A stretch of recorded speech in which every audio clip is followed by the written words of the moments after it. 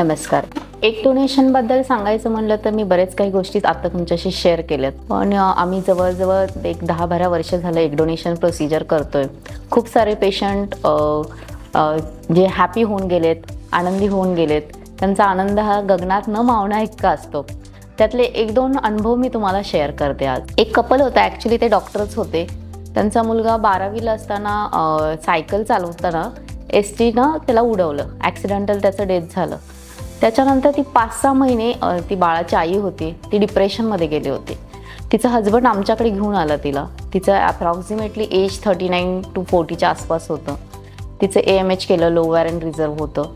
मग सगळं काउन्सिलिंग केलं, पण तिचे इमोशन्स एवढे त्या मुलाशी अटॅच होते, त्यामुळे ती फार डिप्रेशनचं वगैरे सायकॅट्रिकची ट्रीटमेंट घेऊन आली होती.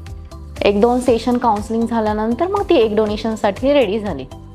मग आम्ही फर्स्ट एग डोनेशन सायकल केल्यानंतर जेव्हा तिची बीटा SCची टेस्ट म्हणून असते, जे प्रेग्नन्सीसाठी आम्ही करतो.